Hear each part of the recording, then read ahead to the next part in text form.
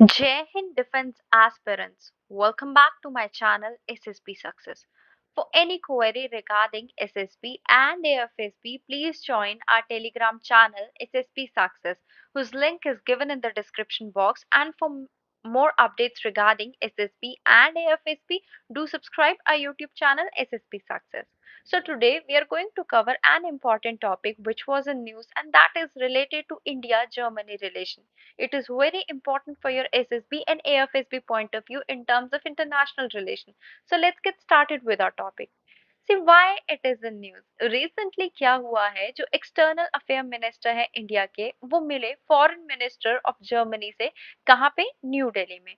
जो जर्मनी के मिनिस्टर है उन्होंने विजिट की, उनकी विजिट कोइंसाइड की कब?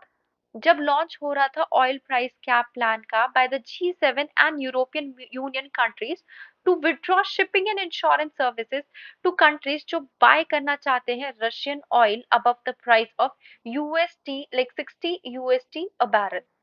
आप जर्मनी की लोकेशन को मैप में देख सकते हो वीडियो को पॉज करके, जो कि मैंने आपको यहाँ पे हाईलाइट कर दी है।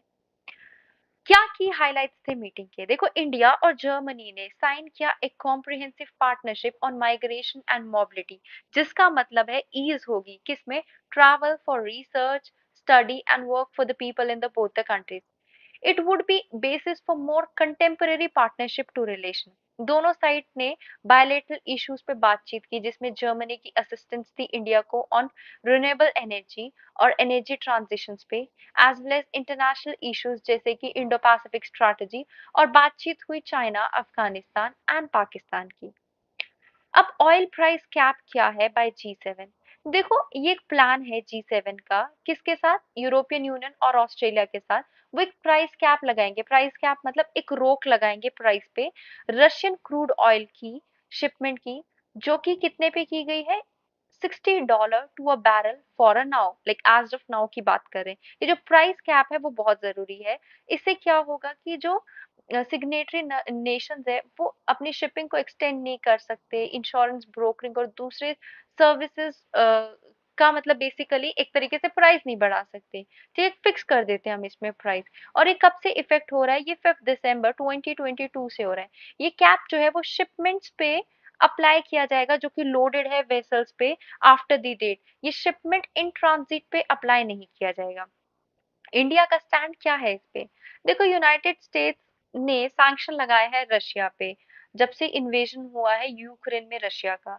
इंडिया ने डिसाइड किया है to not just continue with, but उन्होंने अपना ट्रेड को डबल कर दिया है मॉस्को के साथ in near forcible future. India की जो कंजप्शन है ना रशियन ऑयल की, वो 1/6 ऑफ यूरोपियन कंजप्शन है, और उसको हम कभी कंपेयर ही नहीं कर सकते। और डिफेंड किया जाता है गवर्नमेंट का डिसीजन जो लिया है गवर्नमेंट ने रशियन ऑयल का इनटेक बढ़ा देने वाला डिसीजन की बात की जा रही है वॉर के टाइम से। How has India and Germany relation been? उसके बारे में भी बात कर लेते हैं। देखो, बायलेटरल रिलेशन जो है ना इंडिया और जर्मनी के, वो डिप्लोमेटिक कॉमन डिप्लोमेटिक प्रिंसिपल पे बने हुए हैं। इंडिया जो है वो फर्स्ट कंट्रीज में से आता है जिन्होंने डिप्लोमेटिक टाइज जो है फेडरल रिपब्लिक ऑफ जर्मनी के साथ इस्टेब्लिश किए थे सेकेंड वर्ल्ड वॉर के बाद। ओके, जो जर्मनी है वो कॉपरेट करती है इंडिया के साथ to the tune 1.3 billion euros a year, किसमें? डेवलपमेंट प्रोजेक्ट में, जिसमें से 90% जो है वो क्लाइमेट चेंज को फाइट करने में निकल जाते हैं, जिससे नेचुरल रिसोर्सेज को सेव करने में और क्लीन एंड ग्रीन एनर्जी को प्रमोट करने में। ओके, जर्मनी जो है वो सपोर्ट करती है construction of youth solar power plant in Maharashtra, जिसकी कैपेसिटी होगी 125 मेगावाट, जो जनरेट करेगी annual carbon dioxide saving of 155,000 ton. ये जो अपॉइंटमेंट है न्यू चांसलर ऑफ जर्मनी की, जो दिसंबर 2021 में हुई थी, इंडिया और जर्मनी ने एग्री किया जो मेजर डेमोक्रेसीज और स्ट्रैटेजिक पार्टनर है वो स्टेप अप करेंगे अपने कॉपरेशंस को, सो दैट कॉमन चैलेंजेस को टैकल अप किया जा सके, जिनमें से climate change one of the top agenda है। इकोनॉमिक कॉपरेशन की बात करते हैं, विच इज अ चैलेंज। देखो, काफी ज्यादा lack of separate bilateral investment treaty देखने को मिलती है दोनों कंट्रीज के बीच में। तो दोनों कंट्रीज ने bilateral trade and investment agreement को साइन किया, मतलब विद यूरोपियन यूनियन। तो उनके पास बेसिकली इंडिविजुअली नेगोशिएट करने की कॉम्पिटेंस नहीं है। जर्मनी पर्टिकुलरली स्केप्टिकल है किसके बारे में? इंडिया का जो ट्रेड लिबरलाइजेशन मेजर है। ओके, अब इंडो पैसिफिक रीजन की क्या सिग्निफिकेंस है उसकी बात कर लेते हैं। देखो, Indo Pacific with India as its centrepiece, तो उसकी वजह से जर्मनी और यूरोपियन यूनियन की फॉरेन पॉलिसी लूम करती है। जो इंडो पैसिफिक रीजन है वो 65% ऑफ ग्लोबल पॉपुलेशन का होम है और 20 of the world 33 mega cities का, जो कि अकाउंट करता है 62% of global gross domestic product और 46% ऑफ द मैकेंडाइज ट्रेड। ये सोर्स है half of all global carbon emission का, जो कि कंट्रीज को की पार्टनर बनाता है ग्लोबल चैलेंजेस को टैकल अप करने में, जिनमें क्लाइमेट चेंज और सस्टेनेबल एनर्जी प्रोडक्शन हो गया। अब जर्मनी और इंडो पैसिफिक की बात कर लेते हैं। देखो, जो जर्मनी है वो क्या करेगा, वो कंट्रीब्यूट करेगा butter stressing the rules based international order. जो जर्मन इंडो पैसिफिक गाइडलाइंस है, जिसमें इंडिया जो मेंशन किया गया है इंडिया को for the enhancement of engagement and fulfilment of the objective. India एक इम्पॉर्टेंट नोड है जो कि डिस्कस करेगा issues relating to the international security. India एक मैरीटाइम पावर हाउस है और स्ट्रॉन्ग एडवोकेट है for free and inclusive trade, तो इसलिए वो प्राइमरी पार्टनर भी है जर्मनी के लिए, इवेंचुअली यूरोपियन यूनियन के लिए भी इस मिशन में। सो क्या अप्रोच है मूव फॉरवर्ड करने के लिए दोनों कंट्रीज की? देखो, इंडो जर्मन रिलेशन को स्ट्रेंथन किया जा सकता है बिकॉज जर्मनी इंडिया को एक इम्पॉर्टेंट पार्टनर देखता है ग्लोबल इश्यूज को रिजॉल्व करने के लिए, जिसमें climate change, food security, energy और इंटरनेशनल पीस एंड सिक्योरिटी भी आता है।